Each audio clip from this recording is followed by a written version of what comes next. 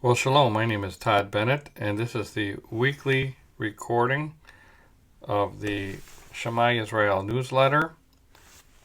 And this is titled Stay Focused on the Righteous Branch.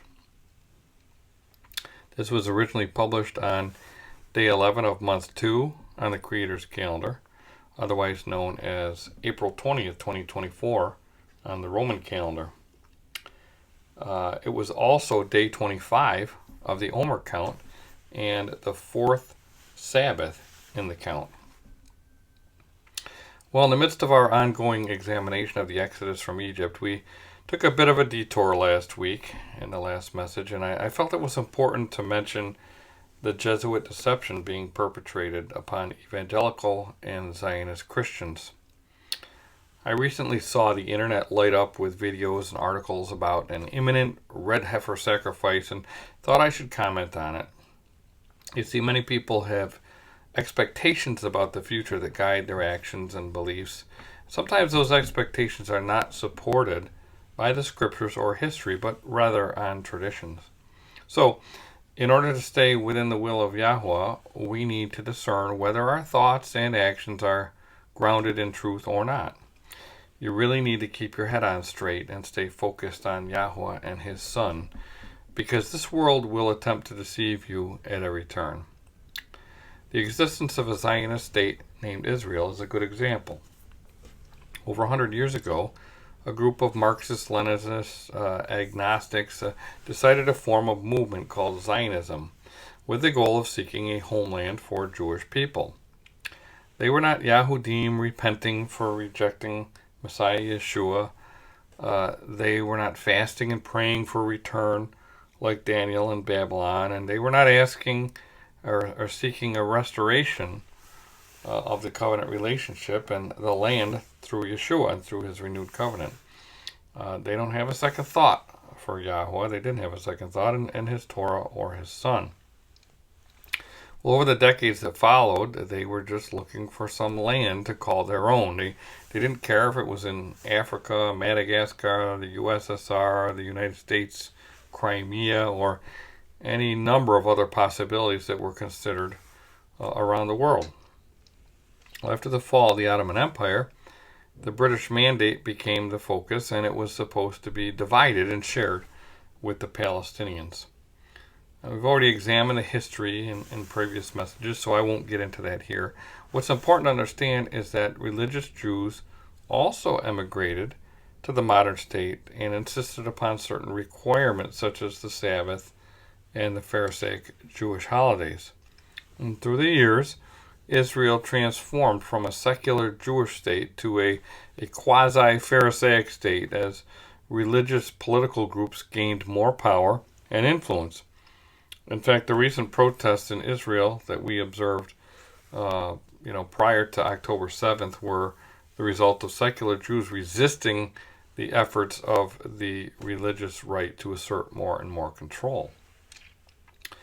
The Pharisees filled the spiritual vacuum in the primarily agnostic state, which was created a serious roadblock for those who belong to Joseph. The modern state of Israel proactively now hinders the return of Joseph by literally blocking those who follow Yeshua from returning to the land. Sure, they'll accept the money and support from false teachers like John Hagee and Robert Jeffress, but they don't want Christians moving there. Brief visits for photo ops, fundraisers, and pro-Israel indoctrination tours are fine, but don't stay beyond a 90-day visa. That wouldn't be kosher. Well, I have some friends who've just moved there and they ignore the law, but they're definitely the minority. Israel is intentionally anti-Christ and specifically anti-Yeshua because of the Pharisaic influence. The intention is to ignore the shepherd king Yeshua, who came and died for the lost sheep of the house of Israel. Christians, after all, are idolaters as far as the Orthodox Jews are concerned. The modern state of Israel will tolerate followers of Jesus as long as it's profitable, but they're completely disinterested in Jesus. Yael Eckstein, who stepped into her father's shoes as the head of the International Fellowship for Christians and Jews, admitted that Jesus was a trigger for her. Nevertheless, she'll continue to endure the hardship of hearing about Jesus for the sake of fundraising for Israel. In fact, the Pharisees are actually baffled by the Zionist Christians who elevate and serve them. And I'm baffled as well because Yeshua never told his followers to kiss the behinds of those who continue to reject him. He never told his followers to unequivocally stand with and support a group of people as they move into his land without him, just because they claim to be the chosen people. He instructed us to go into all the world and preach the good news. We're supposed to be fishing for the sons of Elohim, and that message was projected loud and clear through the prophet Jeremiah and the miracle of the 153 fish that the disciples dragged to the shore on their last recorded fishing trip. And we read about that in Jeremiah 16:16, and then the 153 fish in John 21:11. Well, I've fished enough in my life to know that that you go fishing where the fish are biting, and you use bait that the fish are hungry for. And at present, the modern state of Israel is about 73% Jewish, 21% Arab, and another 6% of the population are classified as other. And out of the entire population of the modern state of Israel, about 63% are traditional or secular Jews, 10% are religious Jews, 8% are ultra-Orthodox Jews, 14% are Muslim, 2% are Druze, and 2% are Christian, and 1% are classified as other. Well, with those numbers, there's no way that you can classify this as a scriptural restoration of Israel. It completely ignores the work of Yeshua the Messiah. So there's absolutely no reason to support what they are doing at the present time. And as I was writing this article, the United States passed another military aid package consisting of $26 billion for Israel and the conflict that's going on now. And that money's so that they can get more bombs and weapons and kill more people. And, I forgot, there was also some money allotted in the aid package for Palestinians who are being decimated with the bombs and the weapons that we're giving to Israel. It's really pure insanity, and I don't want any part of it, and followers of Yeshua should not have any part of it either, and yet evangelical Christians are just behind this 100%. In fact, I saw a video from John Hagee that he was flying to Washington with a bunch of people to press for this aid for Israel. So, I mean, they've actually got blood on their hands by what they're doing. Well, so you can go ahead and cast your net there if that's what you want to do. You can spend your money, time, and energy, fishing in the modern state of Israel. Well, Yeshua went fishing there with professional fishermen, and they didn't catch much as far as when we consider the world and the amount of fish that are caught throughout the world through his disciples and his followers. The problem is currently you find the same Antichrist spirit that opposed Yeshua in the past and sought to kill him. And while I'm sure that there are people currently in the land who will turn to Yeshua, my point is that if you're going to go fishing in the covenant land, then you need to actually try to catch something.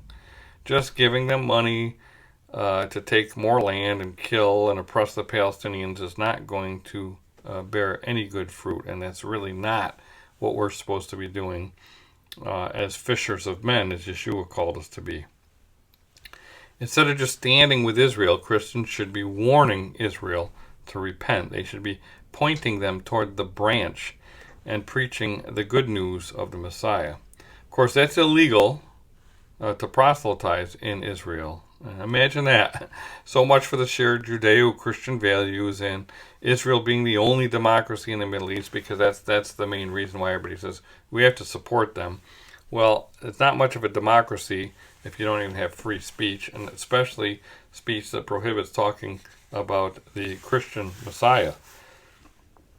Well, I've received countless emails and letters over the years asking for donations to lead people to Jesus in the Holy Land, and it's really big business, and the money that's poured into Israel since its inception is enormous. Nevertheless, I've seen very little fruit in terms of souls being saved from these ministries. I know of a Jerusalem Sabra named Liz who came to know Yeshua in a powerful way while working in a Jerusalem coffee shop. So it definitely happens. But I think that it's despite what all these Christian Zionist groups are doing, not necessarily because of them. And she was actually working in a Christian coffee shop.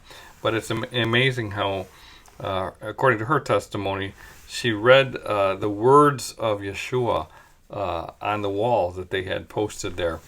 And the words got inside of her. And it wasn't necessarily anybody proselytizing to her, but it was a very powerful testimony that she has. So, thankfully they were there, and thankfully they had Yeshua's words posted on the walls. But I think these were just some individuals that were exercising their faith and fishing like we're supposed to. It wasn't some big organization that went out and just proselytized to her. Well, Christian Zionists seem more interested in helping the Jews eradicate the Palestinians rather than preaching the good news of Yeshua to both Jews and Palestinians. And by the way, there's a lot of Palestinian Christians in the land.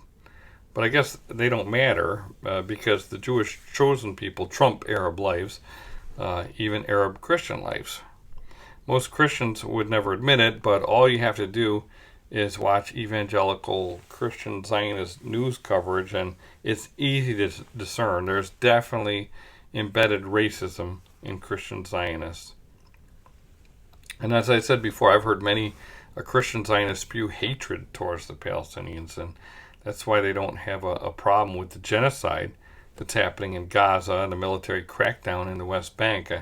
I wonder if they would consider casting a net in the Palestinian waters. Maybe try to catch some Palestinian fish and talk to them about Yeshua. Again, I hope you don't mind me being blunt, but I have a unique perspective traveling over to the modern state of Israel, often 3 times a year for the past 24 years. And it's an experience that very few people have. And as a result, I'm obligated to share what I've witnessed over the years.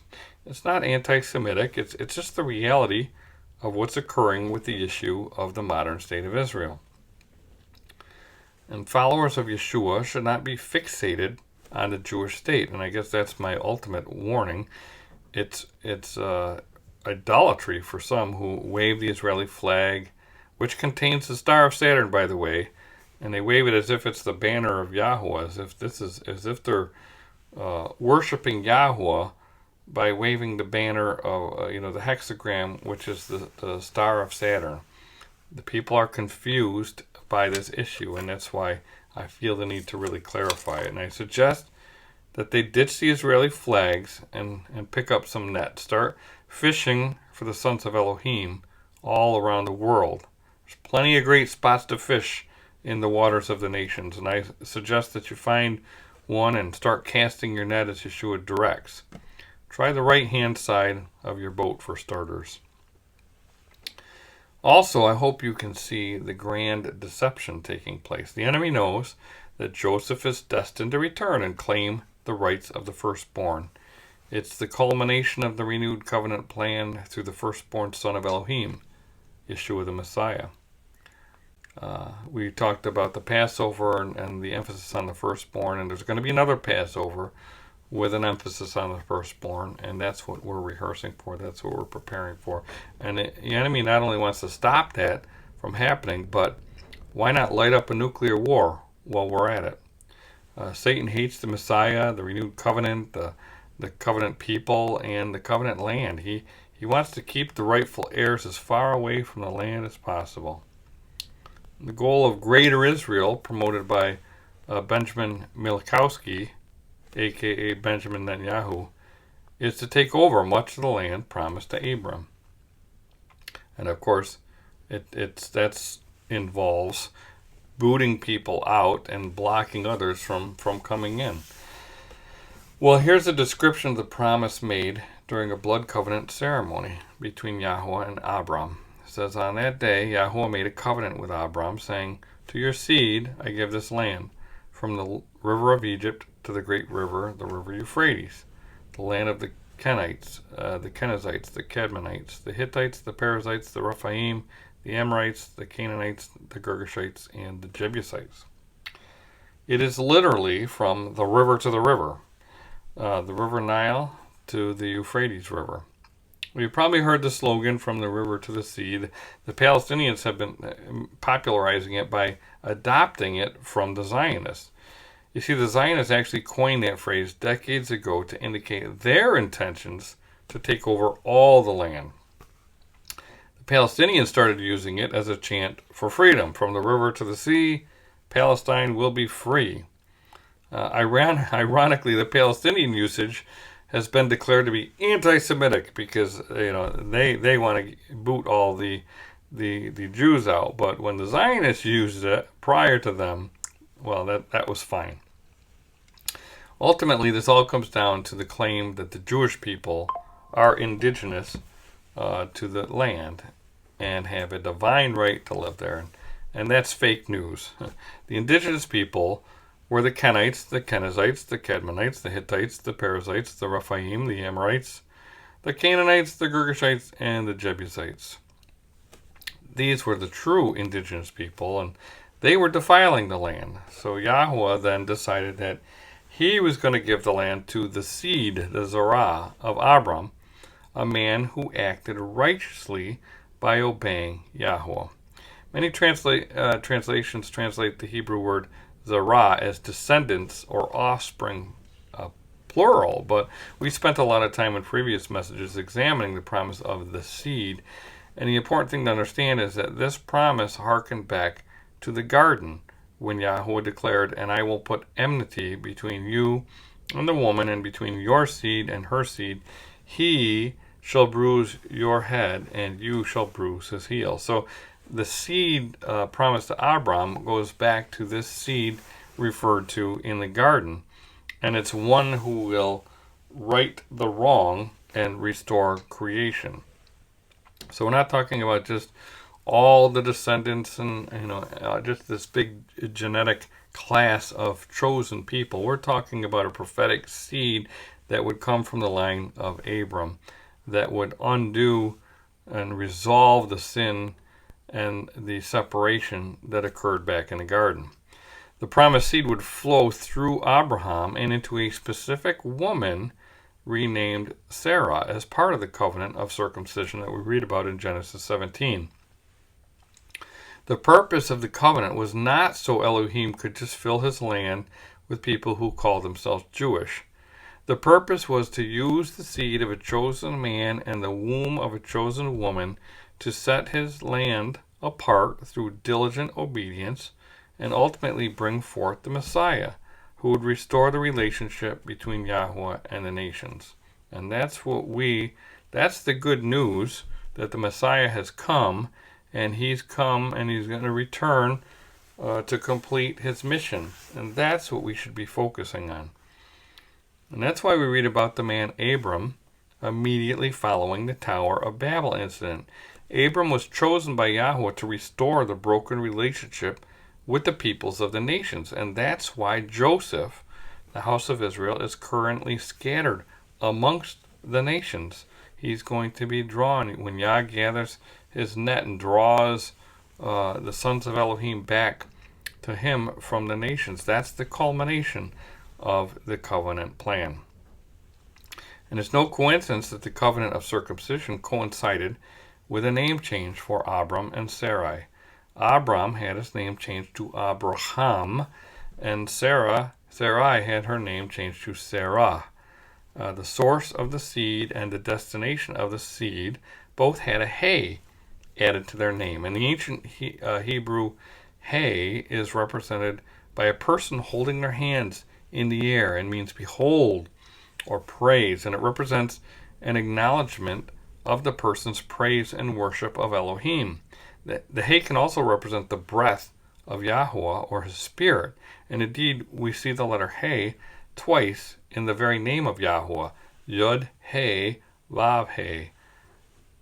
Now, I could spend a lot of time going into the name of Yahuwah and what happened with Abraham and Sarah.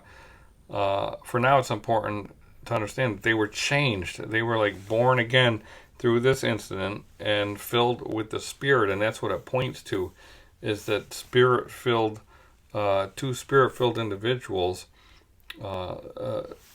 bringing forth this promised seed. The seed would come from that union, and it's focused on those who acknowledge and revere Yahuwah as Elohim and are filled with His Spirit so they can have circumcised hearts. And that, of course, is the ultimate sign of the covenant. And that's the point of it all. The DNA that you received from your parents doesn't matter. We saw this when Abraham circumcised all males among him. It was not limited to his physical descendants. Anyone can be in the covenant. The only thing that matters is whether you love, honor, and obey Yahuwah Elohim. If you're filled with His Spirit, then you honor His seed, Yeshua the Messiah. And Christians should be rejoicing in the fact that they can join into the covenant made with Israel, renewed by the shed blood of Yeshua, the righteous seed, the Zerah, the prophesied seed that would come from Abraham. They should be sharing that good news with their Jewish friends. Instead, many Christian Zionists are acting like a bunch of props or extras in the events that we're witnessing in the Middle East. And in fact, I've heard Jews say that they're the stars of the show, while Christians are merely the supporting actors. And sadly, many Christians accept that role. They end up relegating their covenant promises to Jewish people who reject the Messiah. They then ignore the covenant that Yeshua renewed by adopting lawless doctrines based upon their warped understanding of grace. And this is generally because they do not understand the promises and prophecies that began in the garden. The covenant land is only a part of the covenant that ultimately leads to the New Jerusalem that will descend from the heavens. And the big picture is the restoration of mankind through the covenant renewed by the Messiah. That's what Christians should be focused on, not helping the Jewish people take over land that belongs to Yahuwah and now His Son. The events of this past week have been very predictable based upon the stated objectives of the Israeli government. Prime Minister Milikowski has desperately wanted a war with Iran, and he wants the United States of America to fight it with him and essentially for him. Interestingly, that new drama has overshadowed the Gaza disaster and the recent buzz about the intention of some Jews to sacrifice a red heifer that I mentioned last week. Again, the red heifer sacrifice is not necessarily new. I discussed that in the past, and I've had an article online for a long time about the mystery of the red heifer. This has all been in the works for quite some time. Like I said, I was intrigued with the search for the ashes of the 9th red heifer from my youth. I remember Southwest Radio Church. They used to send out, they had a weekly program, and I think Vernon McGee, I can't remember what his name was, but he was an old timer, and they were into all of this archaeology, and it kind of got me interested in archaeology at a young age. But I remember they had a booklet on the ashes of the red heifer and all the mystery behind that and the search for that. Well, no one's found them, and therefore certain people have shifted gears to actually locate a new red heifer and slaughter it on the Mount of Olives. And certain religious Jews see this as a prerequisite to building another temple, which would technically be the fourth. The first temple was built by Solomon. The second temple is often referred to as Zerubbabel's temple, and that was built by the Yahudim who returned from the Babylonian exile. Herod then performed what many consider to be a complete rebuild, and that's known as Herod's temple. Of course, Herod was an Edomite, and we have discussed the concept of Esau actually disguising himself as Jacob through the Jewish identity. And, of course, turnabout is fair play, as they often say, and it seems like that's a lot of what we're seeing here. Well, despite the fact that Yeshua called down judgment on Herod's temple, some Jews want to take another stab at it and build yet another one. And they're completely missing the point. It's not about a building. Yahuwah doesn't need a building. Indeed, he designed a tent to live in.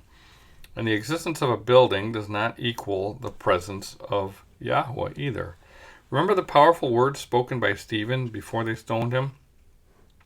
He had a long sermon or speech that he gave, however you want to qualify it, but he ended up by saying, however, the Most High does not dwell in temples made with hands, as the prophet says, heaven is my throne and earth is my footstool. What house will you build for me, says Yahuwah, or what is the place of my rest? Has my hand not made all these things? You stiff-necked and uncircumcised in heart and ears, you always resist the set-apart spirit, as your fathers did, so do you. Which of the prophets did your fathers not persecute? And they killed those who foretold the coming of the Just One, of whom you now have become the betrayers and murderers, who have received the Torah by the direction of messengers and have not kept it. Well, those who reject Yeshua need to hear those words today, even if they find it offensive. Stephen didn't hold back. He hit them right between the eyes with the truth and what they've been doing. And those who are trying to restart the sacrifices see the ashes of the red heifer as a prerequisite for another temple. They're looking for a clean Kohen to perform the sacrifice, but sadly they completely ignore the prophecies provided through Zechariah concerning the high priest called the branch. It says, Then the messenger of Yahuwah admonished Yeshua, saying, Thus says Yahuwah of hosts, if you will walk in my ways, and if you will keep my command, then you shall also judge my house, and likewise have charge of my courts. I will give you places to walk among these who stand there.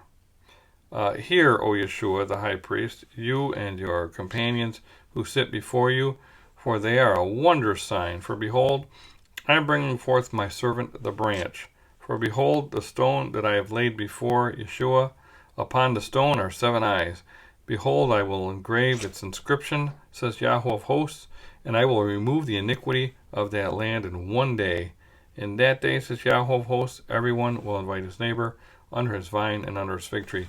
And that is a figure of speech for a time of peace, and that we all long for, when everybody sits under his vine and under his fig tree. And now you're inviting your neighbor to join you. Well, this event is that we read about with Yeshua, the high priest. It's highly prophetic concerning Yeshua, and you should have seen all the aleph taz, the ets that were involved there. It couldn't be more obvious that Yeshua is the high priest we're looking for, and Zechariah later provided that Yeshua will be the one who builds the temple. Thus says Yahuwah of hosts, saying, Behold, the man whose name is the branch. From his place he shall branch out, and he shall build the temple of Yahuwah. Yes, he shall build the temple of Yahuwah. He shall bear the glory, and shall sit and rule on his throne, so he shall be a priest on his throne, and the council of peace shall be upon them both.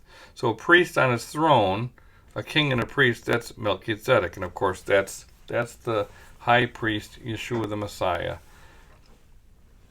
So there you have it. The rebuilding of the temple will be through the branch, the high priest named Yeshua. And do you remember who else was prophesied to branch out? Well, that's right, Joseph. In Genesis 49:22, Joseph is a fruitful bough, and that's son. It means son in Hebrew. A fruitful bough, son, by a well or a spring. His branches, which is daughters in Hebrew, run over the wall. So you see Joseph's branches running over the wall, and just like Yeshua, we see branching out. And this is Joseph gets grafted in. This is all very prophetic, and it's all right in front of our eyes. We've heard it all in Christianity, but most people can't seem to put the pieces of the puzzle together in the right way involving Yeshua and Joseph. Well, the efforts of certain Jews to restart the sacrificial system without the Messiah is a fruitless Antichrist endeavor, and followers of Yeshua should have nothing to do with this. There were many signs associated with the destruction of Herod's temple to emphasize the significance of that event, and you can read about them in the writings of Josephus. And again, the fact that this historian, whose name was Joseph, who shows us all these fulfillments of Yeshua, of Yeshua's prophecies, when he was on the Mount of Olives and he called down judgment on the house of Elohim. We have Joseph, who actually gave us testimony concerning everything that happened with the destruction of the temple, and we may get into that more next week if we have time. Well, it was a big deal because the house of Yehuda, and I'm talking about the destruction of the Herod's temple, the house of Yehuda had been permitted to return from exile, and they were authorized to rebuild after the Babylonian destruction. They failed to receive their king, and therefore they were scheduled for judgment. That's it. End of story. All this drama about sacrificing another red heifer so they can build another temple completely ignores the fact that Yeshua came and called down a curse upon the temple, Jerusalem, and the Yahudim. He even provided a visual demonstration of the curse by cursing a fig tree. He stated that they would no longer bear fruit, and we know that the fig tree represented the house of Yehuda. When they were taken captive in Babylon, Jeremiah was told that the good fruits, the good figs, were the ones that were taken, the Daniel's and Ezekiel's and such, and the bad figs were the ones that stayed behind. So we had the house of Yehuda was represented by the fig tree, and that's why when Yeshua was giving all his parables and examples about fig trees and cursing the fig tree, it was representing the house of Yehuda. Again, his words, they're not my words or my opinion. I'm just quoting the Messiah. I wasn't the one who cursed the fig tree, and I wasn't the one who said it would bear no fruit, and I wasn't the one who said, destroy this temple, and in 3 days I will raise it up, and I wasn't the one who said, not one stone shall be left here upon another that shall not be thrown down. I wasn't the one who called the scribes and the Pharisees who rejected Yeshua and his teachings blind guides, hypocrites, whitewashed tombs full of dead men's bones. You can read all that in Matthew 23. And Yeshua said, therefore you are witnesses against yourselves, that you are sons of those who murdered the prophets. Fill up then the measure of your father's guilt. Serpents, brood of vipers, how can you escape the condemnation of hell? Therefore, indeed, I send you prophets, wise men, and scribes. Some of them you will kill and crucify, and some of them you will scourge in your synagogues and persecute from city to city, that on you may come all the righteous blood shed on the earth, from the blood of righteous Abel to the blood of Zechariah, son of Berechiah, whom you murdered between the temple and the altar. Assuredly, I say to you, all these things will come upon this generation. And again, he was speaking to those who were in the generation that existed at that time, and we saw the judgment fall in that generation through the Roman Empire in 70 CE. So none of this is my opinion. They are factual statements made by Yeshua. Well, did he suddenly change his mind? Was his renewal of the covenant, his death, and his resurrection all for nothing? Is he going to give the Yahudim yet another shot at it without him? Well, not that I'm aware of. My reading of the prophetic covenant restoration of Israel and the nations involves the Messiah at the center with his bride, the first fruits of the house of Israel, not the Jewish people who continue to reject him.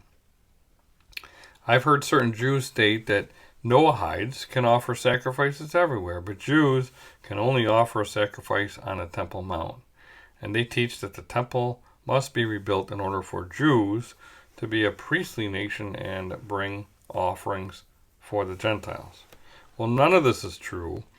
But I see Messianics and Christians clinging to the tzitzit of the Pharisees so they can participate in this process.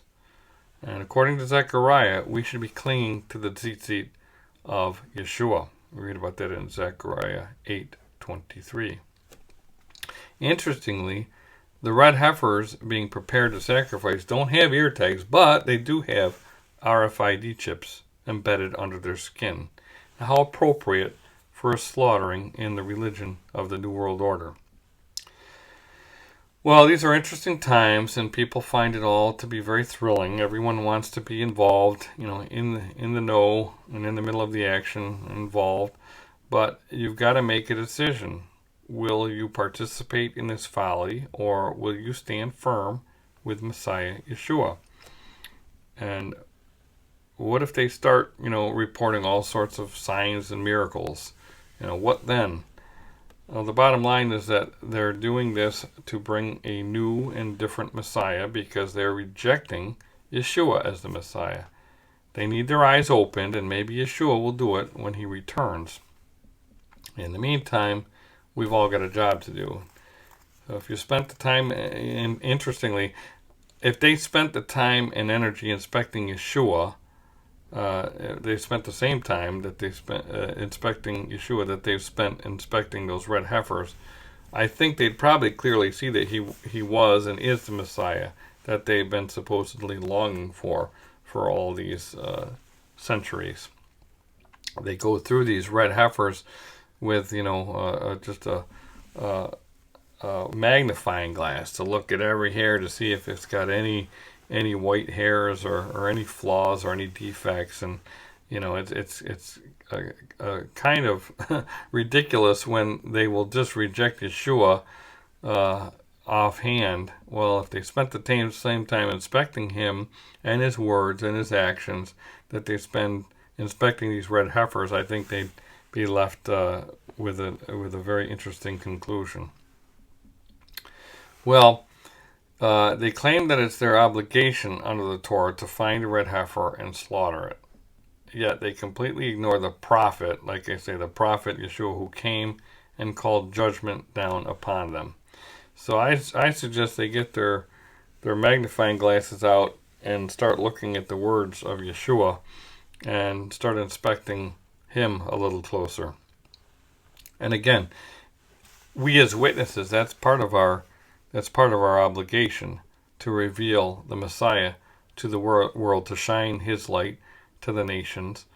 And part of that, not once we've realized that he's been hidden behind the Christian Jesus, then we really have an obligation to fully reveal the Messiah to the world. Well, interestingly, Jeremiah warned about the Babylonian judgment and the destruction that occurred in 586 BCE. Yahweh later sent his son to warn the Yehudim who returned after that event. And like Jeremiah, Yeshua came warning them to repent. And they failed to respond, and he thereafter prophesied judgment. That judgment did, in fact, occur. And unlike Jeremiah, though, Yeshua did not give them a return date. Remember, Jeremiah said, look, Babylon's going to come and judge you, and there's going to be a 70-year period of exile, after which you can come back. Well, Yeshua, he didn't give them a return date. He said, you're going to be judged, and there's no end date to that judgment. He didn't give them permission to return, and Yahweh has not sent another prophet to declare the return or lead the children of Israel back into the land. As we continually examine the prophetic text, it's clear that there's going to be a future gathering from the nations, and it has not happened yet. This ultimately comes down to the fact that the Pharisees rejected and continue to reject Yeshua, the Son of Elohim. They called a curse upon themselves when they stated, his blood be on us and our children, Matthew 27:25. And this is serious stuff. Do you remember what Yahweh said to the children of Israel from the mountain? He said, for I, Yahweh your Elohim, am a jealous Elohim, visiting the iniquity of the fathers upon the children to the third and fourth generations of those who hate me, but showing mercy to thousands to those who love me and keep my commandments. So curses can follow through, generations of descendants. And the problem is that there are those who do not believe in Yeshua and literally hate him. There are people who literally hate him. In fact, some call him Yesu, Yesu, which is an acronym for Yamak Shmo Vizikro, meaning may his name and memory be blotted out. So, there's not only a spirit of unbelief in the religion of Judaism, in some cases it's hostile and hateful to Yeshua. You could call it Antichrist. I challenge you to go through some of the Talmud and look at the descriptions of Yeshua, and they call him, a bastard, and that he's boiling in excrement for eternity. There's all sorts of just horrible insults and comments made about him. So there's a very, very Antichrist spirit that's embedded into Judaism that whole people have been raised on that. So in one sense, you can't blame some of these people for not even considering the Christian Jesus. And again, those of us who know the truth, we've got an obligation to speak the truth and recognize that a lot of these people have been, influenced by institutional hatred towards the Messiah, and because they don't understand the Messiah. So we should be not just blindly supporting people because they call themselves Jewish or Israel, but we should be revealing the truth. Last week I quoted a couple passages from 1 John as follows. Who is the liar but he who denies that Yeshua is the Messiah? This is the Antichrist, he who denies the Father and the Son. Okay, again, these are the New Testament scriptures, okay? If you believe that they are scriptures, then do you believe this? 1 John 4:3, and every spirit that does not confess Yeshua is not from Elohim. This is the spirit of the Antichrist, which you heard was coming and now is in the world already. There's also the warning that many deceivers have gone out into the world, those who do not confess the coming of Messiah Yeshua in the flesh. Such a one is the deceiver and the Antichrist. That's in 2 John 7. So again, do you believe these words? Because if you do, then you should not be following or joining people that deny Yeshua came in the flesh. So the modern state of Israel does not need your financial support. They need Yahuwah and the truth concerning his Son. They need to heed the words of the one sent by Yahuwah. They need to recognize why the temple was destroyed and repent. It's not up to them to just rebuild whenever they feel like it. The temple of Elohim only gets rebuilt if, when, and how Yahuwah says. It's not up to people who follow the Pharisaic religion of Judaism to make that determination. Now, they can certainly build a temple to Saturn or some other god, just like Solomon built many temples in Jerusalem to false gods. In fact, don't be surprised if they do. Just because a temple may get built does not mean that Yahuwah approves of it, though. There are many Jews who are excited about the prospect of a Messiah because they've been poorly taught. Like I said, the rabbis have purposefully hidden and disparaged Yeshua. They've misled their flock. And Christians have also been poorly taught about Yeshua through their religion. And indeed, Christianity has actually promoted a false Messiah to Christians and Jews alike. They promoted a lawless Greco-Roman god named Jesus rather than the Torah teacher and son of Elohim named Yeshua. It's a big difference. And those of us who've had our eyes opened are responsible to shine the light of truth to Christians as well as Jews. Now, I understand that there are many well-meaning Jewish people who are trying to do things the best that they can do, but they lack the most important element of their faith, which is the fact that the promised Messiah has already come. So they're in error if they're attempting to serve Yahuwah and bring about the Messiah while ignoring and excluding his Son. We're not doing them any favors by encouraging their error and supporting them in their fruitless efforts. In fact, they're now misleading some Christians into thinking that it's acceptable for Gentiles to offer sacrifices anywhere, while only Jews can sacrifice on a Temple Mount. This is just perpetuating the lawlessness of Christianity and supporting a false Noahide narrative fostered by the Pharisees. Well, for all those who participated in the Passover last month, you should have recounted the commandment that there is only one Torah. Here's the command that we read at the Seder. And Yahuwah said to Moses and Aaron, "This is the statute of the Passover. No foreigner shall eat of it, but every slave that is bought for money may eat of it if you have sacrificed or circumcised him. No foreigner or hired worker may eat of it. It shall be eaten in one house. You shall not take any of the flesh outside the house, and you shall not break any of its bones. All the congregation of Israel shall keep it. If a stranger shall sojourn with you and would keep the Passover to Yahuwah, let all his males be circumcised. Then he may come near and keep it. He shall be as a native of the land, but no uncircumcised person shall eat of it. There shall be one Torah for the native and for the stranger who sojourns among you."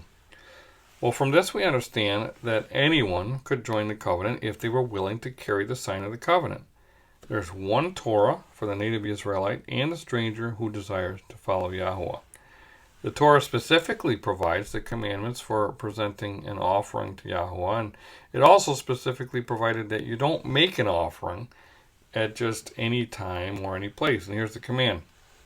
It says, "And Yahuwah spoke to Moses, saying, Speak to Aaron and his sons and to all the people of Israel, and say to them, This is the thing that Yahuwah has commanded. If any one of the house of Israel kills an ox or a lamb or a goat in the camp, or kills it outside the camp, and does not bring it to the entrance of the tent of meeting to offer it as a gift to Yahuwah in front of the tabernacle of Yahuwah, blood guilt shall be imputed to that man. He has shed blood, and that man shall be cut off from among his people. This is the end, that the people of Israel may bring their sacrifices that they sacrifice in the open field, that they may bring them to Yahuwah, to the priest at the entrance of the tent of meeting, and sacrifice them as sacrifices of peace offerings to Yahuwah. And the priest shall throw the blood on the altar of Yahuwah at the entrance of the tent of meeting, and burn the fat for a pleasant aroma to Yahuwah.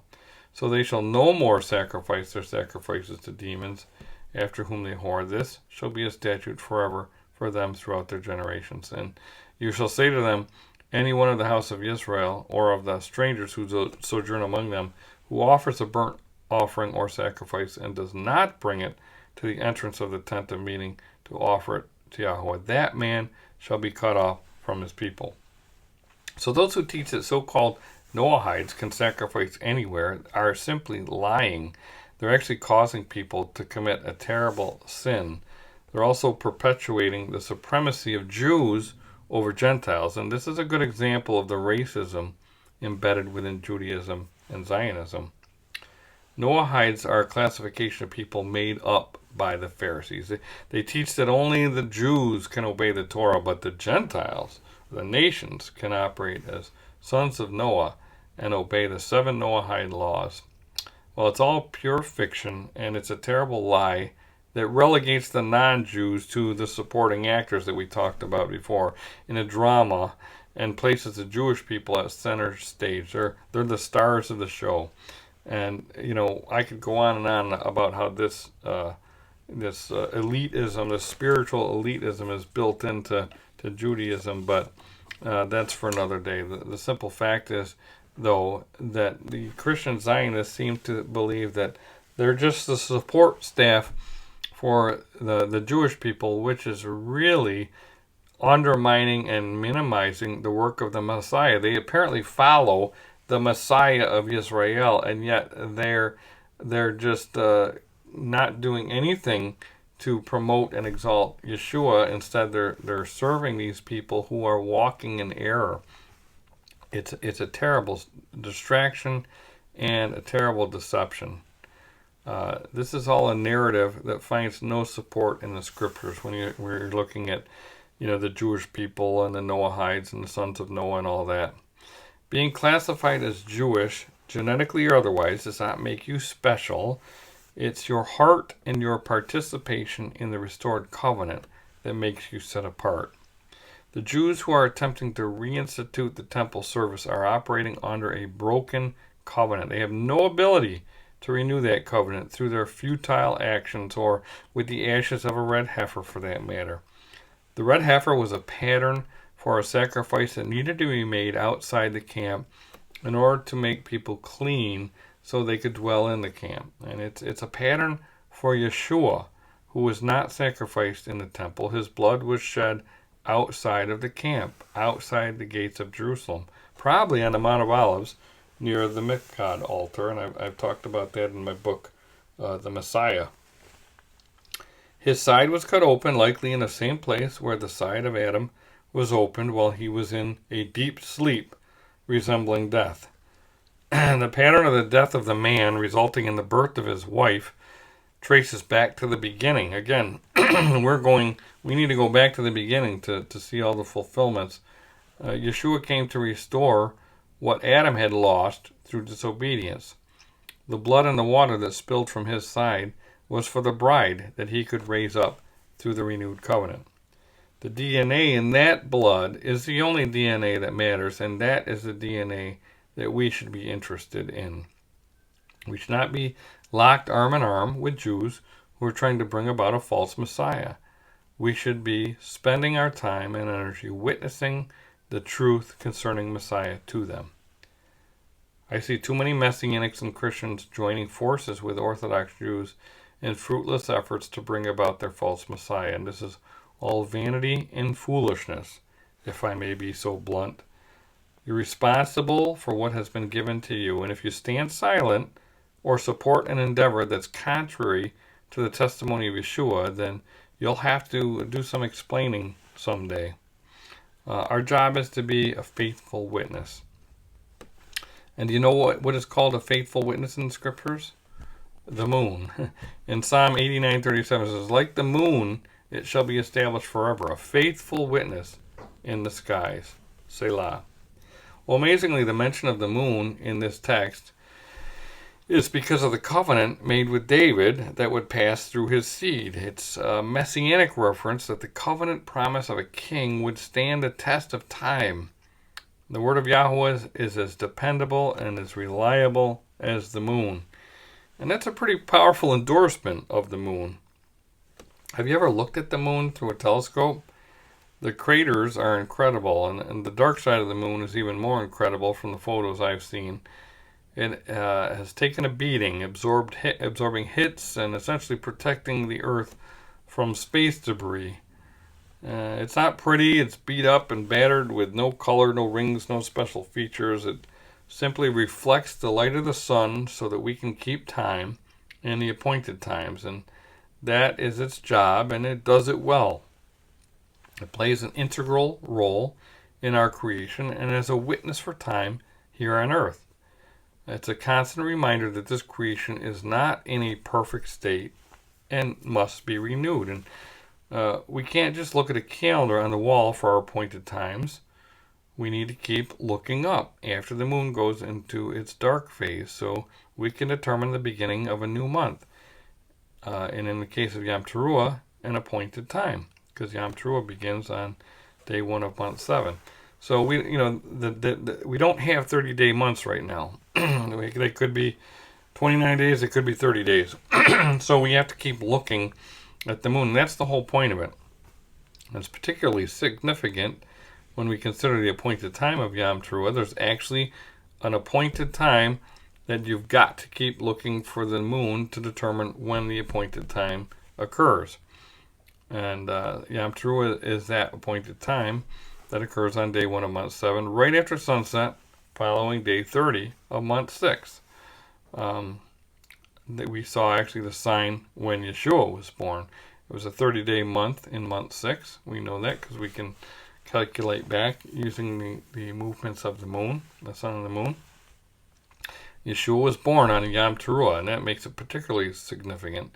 And we know this from the sign provided through Revelation 12. It says, "Now a great sign appeared in heaven, a woman clothed with the sun, with the moon under her feet, and on her head a garland of 12 stars. Then, being with child, she cried out in labor and in pain to give birth."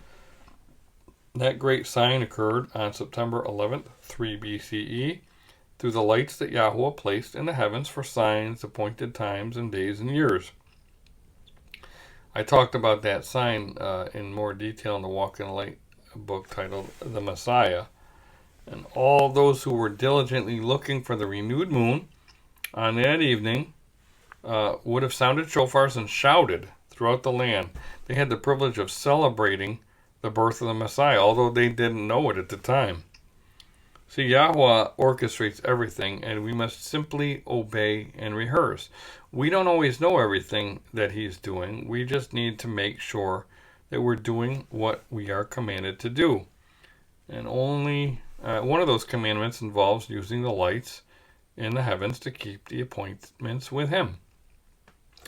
Those who are attempting to impose a perfect solar calendar upon creation in its fallen and corrupted state are acting presumptuously. They're sinning when they purposely ignore the faithful witness of the moon. It's a big deal because it's a command. We can't simply tell time the way we think is best. And that's exactly what some of the Orthodox Jews are doing with the red heifer issue. It's the same mentality. They're doing what they just think they should do or need to do, but they're not obeying Yahweh because they've rejected the Son. The two great lights have continued to function, but they remind us of the impact of sin in creation. The fact that they don't have a perfect cycle of 12, 30-day months is a reminder. Maybe there was a creation and maybe that got skewed through certain things. We can see asteroid impacts all throughout the planet. I mean, the Gulf of Mexico, they found through oil explorations, the Gulf of Mexico is actually a crater. There was a crater strike that created the whole Gulf of Mexico. So things have happened to this planet because of sin. The planet's in a fallen, corrupted state, and it needs to be renewed. But all the while, the sun and the moon have kept providing the witness in the sky, and we keep following those as long as they exist. Well, last year we spent a lot of time looking at the promise of the renewed covenant provided through Jeremiah. And remember the connection with the lights? I'll read a portion of that. It says, "Behold, the days are coming, declares Yahuwah, when I will make a new covenant," and that word can be new and renewed, covenant with the house of Israel and the house of Yehudah, not like the covenant that I made with their fathers on the day when I took them by the hand to bring them out of the land of Egypt. My covenant that they broke, though I was their husband, declares Yahuwah. For this is the covenant that I will make with the house of Israel after those days, declares Yahuwah. I will put my Torah within them, and I will write it on their hearts. I will be their Elohim, and they shall be my people. And no longer shall each one teach his neighbor and each his brother, saying, Know Yahuwah, for they shall all know me, from the least of them to the greatest, declares Yahuwah. For I will forgive their iniquity, and I will remember their sin no more. Thus says Yahweh, who gives the sun for light by day, and the fixed order of the moon, and the stars for light by night, who stirs up the sea so that its waves roar. Yahweh of hosts is his name. If this fixed order departs from before me, declares Yahweh, then shall the seed of Israel cease from being a nation before me forever. Thus says Yahweh, if the heavens above can be measured and the foundations of the earth below can be explored, then I will cast off all the seed of Israel for all that they have done, declares Yahweh.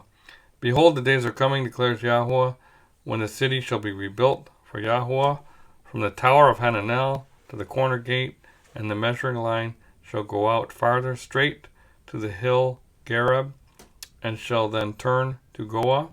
The whole valley of the dead bodies and the ashes and all the fields, as far as the brook Kidron, to the corner of the horse gate toward the east, shall be Kodesh to Yahweh.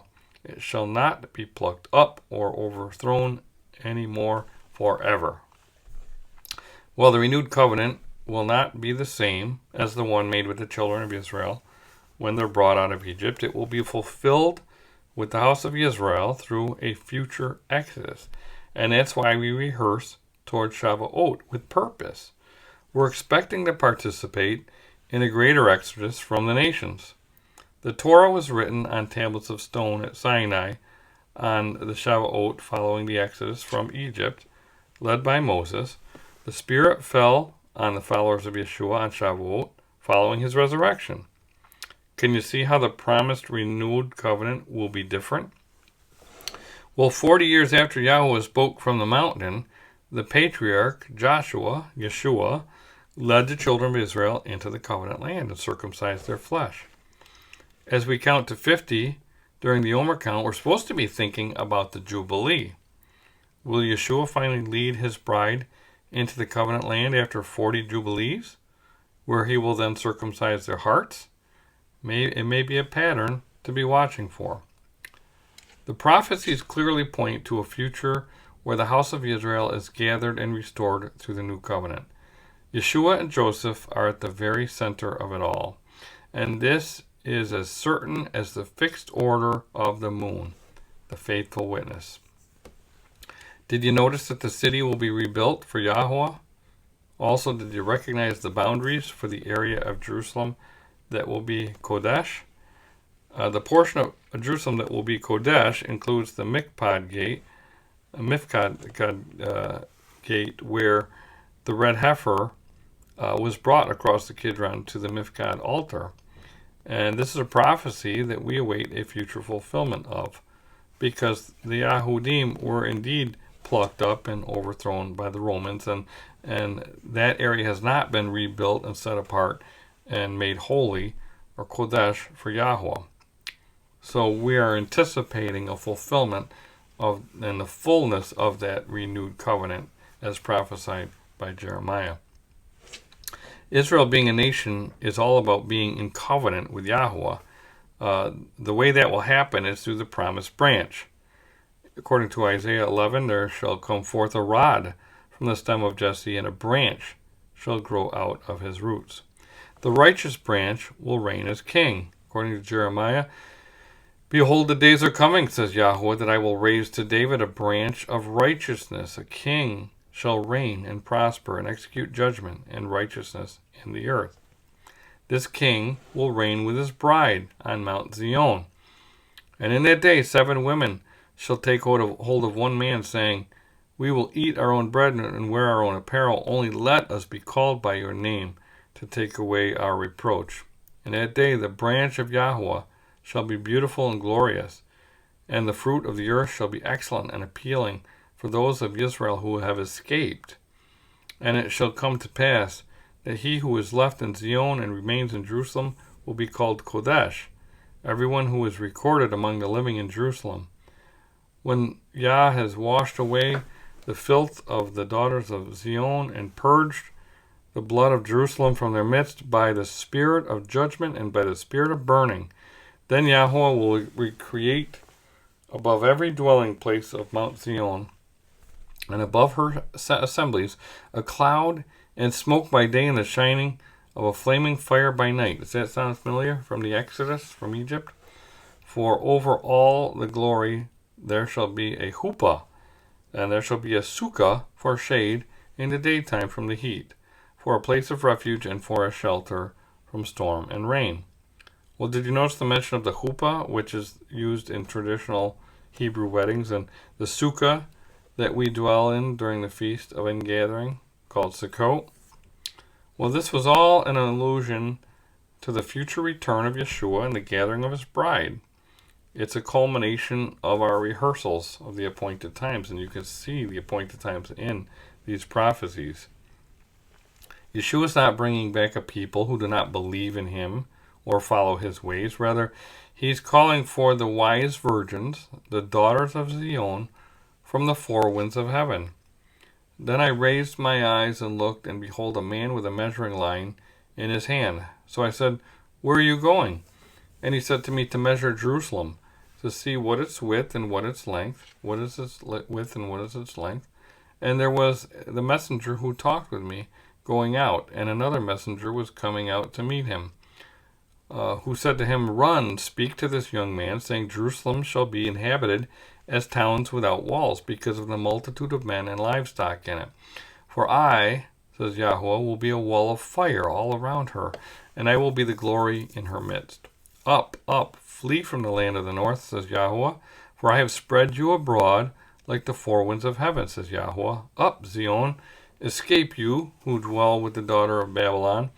For thus says Yahuwah of hosts, He sent me after glory to the nations which plunder you, for he who touches you touches the apple of his eye. For surely I will shake my hand against them, and they shall become spoil for your servants. Then you will know that Yahuwah of hosts has sent me. Sing and rejoice, O daughter of Zion, for behold, I am coming and will dwell in your midst, says Yahuwah. Many nations shall be joined to Yahuwah in that day, and they shall become my people, and I will dwell in your midst. Then you will know that Yahuwah of hosts has sent me to you.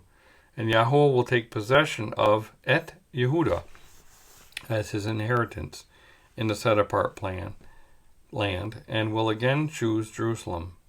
Be silent, all flesh, before Yahuwah, for he is aroused from his Kodesh habitation. Well, the inheritance mentioned in the passage refers to the land allotment that we've read about in Joshua 18 through 19. So Yahuwah will take possession of the territory of Yehudah, not the Jewish people. He will gather many nations who will join with him. They are the daughters of Zion, gathered out of Babylon. They will be his people, which means they are in covenant with him. They are the apple of his eye, not Jewish people who reject him. Therefore, as we continue to count our way toward Shavuot, we must remember the lesson at Marah. Yeshua is the tree that makes the bitter water sweet. He's the promised righteous branch. And as the lost sheep of the house of Israel who hear the Master's voice, we are the daughters of Zion who are rehearsing the journey out of Babylon, longing to return to the land and dwell there with the king. Soon enough, he will return and claim his inheritance, gather his bride, and rule with justice and righteousness.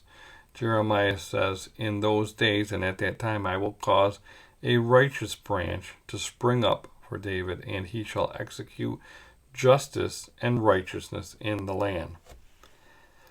Well, after watching everything that's occurring in the covenant land, I long for the return of Yeshua the Messiah to come and set things straight. As we await his return, we must make sure that we remain set apart from the nations and stay focused on the righteous branch. My name is Todd Bennett from ShemaiIsrael.net.